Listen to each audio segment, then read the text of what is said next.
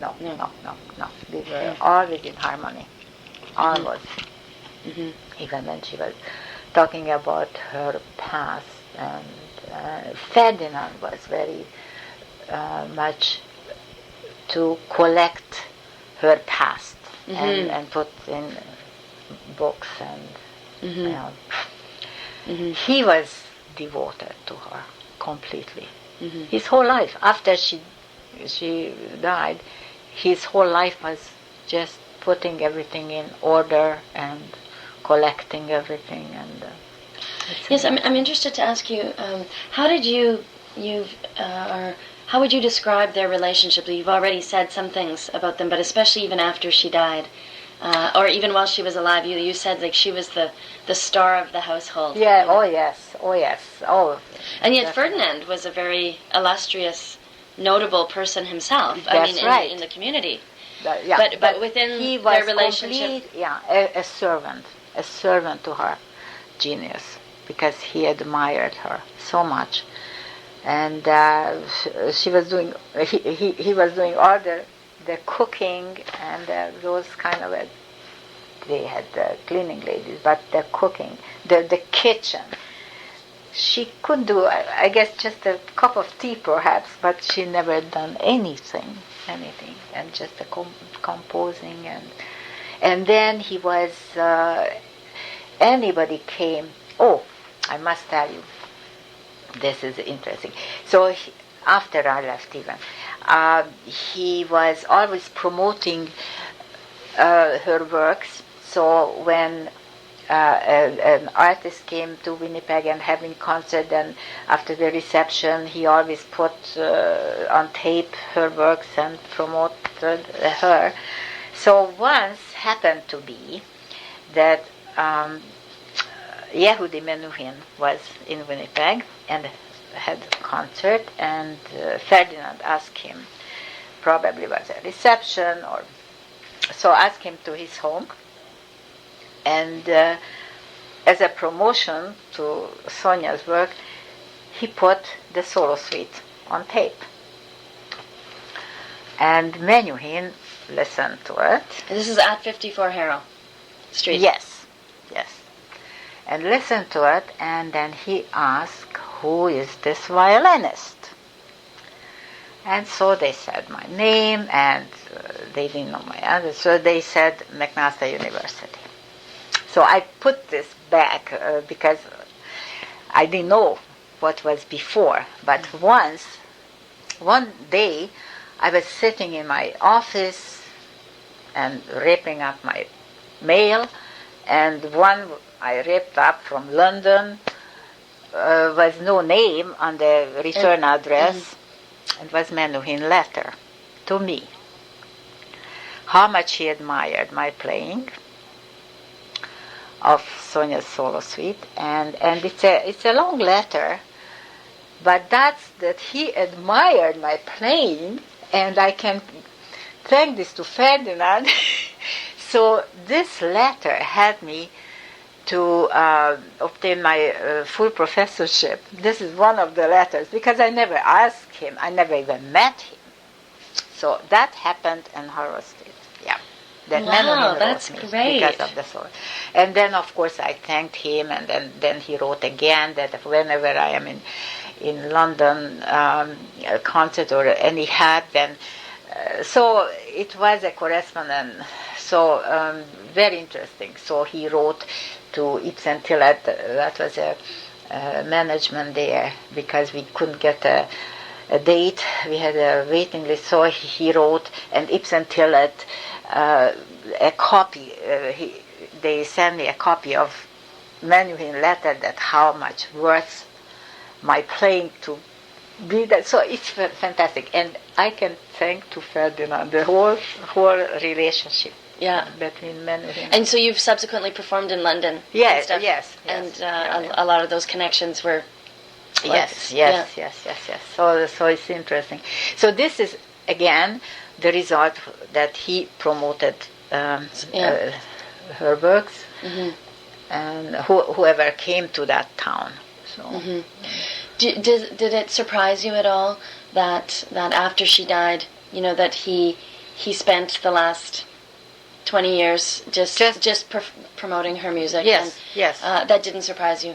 No, Or, no. No. His whole life. He even told me that this is his life to promote, and he was the one who sent. I don't know how he managed, but every university received the collected works. Yes, and he did that, and that time he didn't have a foundation right away, so he was doing by himself with a secretary. Right.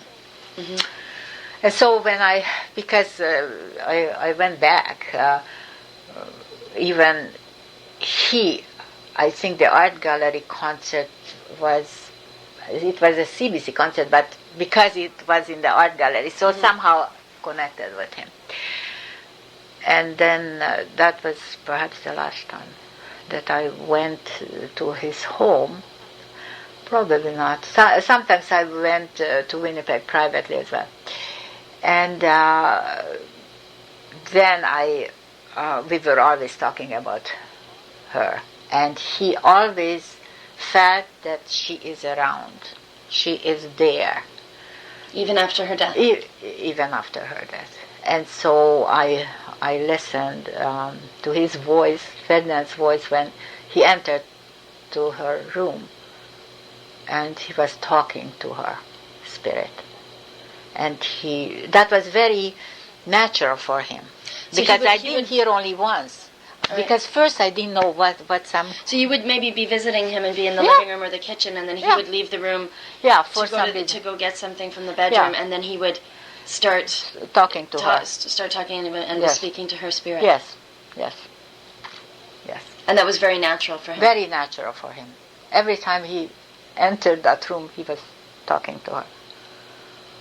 And he wasn't embarrassed that if somebody else is... It's so natural. Mm-hmm. Yeah. Mm-hmm.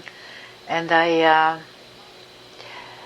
admired this fantastic love. Yeah, it really is. Yeah. It's remarkable. Yes. Mm-hmm. Yeah. And he knew... Oh, I'm so touched. He knew Gramatté as well. Mm-hmm. Mm-hmm. And they were good friends, Gramatté and Ferdinand, before Gramatté died, you know that. You didn't know. Yeah. Oh, he knew him. They were good friends in Vienna. Oh, okay. See, I didn't know that Gramatté had spent any time in Vienna. Or in Austria, somewhere. Okay. Yeah. They lived in Austria. Mm. Where did they live? I think it was Vienna. Well, Sonia and Gramatté lived in Berlin. Okay. But Ferdinand may have come to Berlin. Okay. Mm-hmm. Okay. Mm-hmm. All right, then Berlin. So I knew that. Mm-hmm. So they were good friends. They went out together. I think I saw pictures, old snapshots. 3 of them. Mm. Wow. Yes. So when and Sonia was always the one a man has to protect. So she wasn't down to earth. She was always up and in heaven, or dreaming. So when Gramatté passed away, then Ferdinand right away took that place. Took that place to take care of her. Mm-hmm. And he was younger than she was. A little bit, yeah. 3 years, I think. 3? Mm-hmm. Yeah. Only? I thought it was more. Well, I mean, there's all this controversy about when her birth date was, because her mother tried to hide this. Yeah. But I mean, the date that Ferdinand and the foundation, I think, sort of decided was the most accurate, was that she was born in 1899. Okay. And Ferdinand was in 1902. Oh, so okay. Yeah. Yeah, somehow my recollection, I thought it was more years, yeah. More years. Yeah. Yes, so as a woman, she was this completely independent, feisty kind of spirit, musically, but not on other levels. No. Like she wanted she needed Ferdinand, Yes. or Yes. like to be the protector Yes. and the provider. Yeah. And Provider. Yeah. Mhm. Yeah. So she was much more traditional that way, as a woman, or much more conservative, I don't know. guess. No.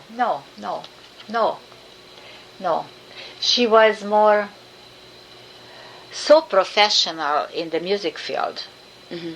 that was the only field was important for her. And perhaps she wouldn't make any money, you see, so somebody has to has to pay the rent. pay the rent. But she was devoted to her music, so she was very busy. She was not that kind of a traditional who is a housewife, because that would be the traditional. Right. You right. see? No, Right. she was a career woman, but the career doesn't make money. Right. Right. So you see, she was completely a career woman. Mm-hmm. I never would think just as a wife. Mm-hmm. Mm-hmm. Her music was the most important, and for Ferdinand also her music was the importance. Not so much her. I mean her as well, but her music was the art. Yeah. The ultimate. Yeah. Mm-hmm. Interesting. Very interesting. Yes. So she served also the music. You see? Yeah, and then he served her. He served her. Yes. Yes. So the music was Yes. was Yes. up here. Yes. Yes. Yeah. Wow. And I understood her right away, and I loved her, and I tried to explain whenever I heard sarcastic comments about her, then I always protected that she's a genius. Mm-hmm. Probably she, as we were openly, she was able to hurt people, because she wasn't thinking diplomatically how to say things so they wouldn't be or how not to say a thing. Better not to better say. left unsaid. Yeah. Right. Yeah. Yeah. So if you could, and this may be something that you can't answer, but if you had one sort of memory or recollection of something she said to you, or something that just stands out as kind of the most interesting or poignant, is there one thing where? No. But I can probably she wrote on the top of the music something so beautiful, but I wouldn't be able to quote because it's her writing. This is on top of the on top solo? of the music, either the three or the other one. So I have to find that, because the other day I was reading and it was emotional. I was very much touched, but I don't remember because we were just talking. The only thing I remember, her laugh and her voice. She had this kind of a Marlene Dietrich kind of a husky voice, and then when she laughed at all her teeth were, and it was so comical almost, not just a smile but this real laugh with the voice, Right. This I even hear now.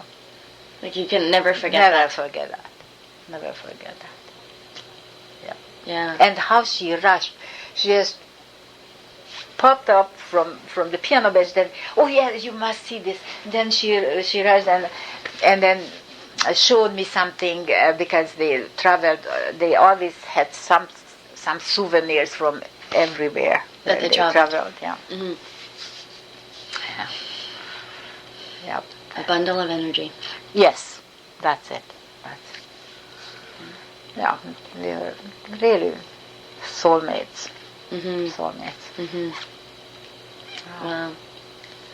Okay. Yeah.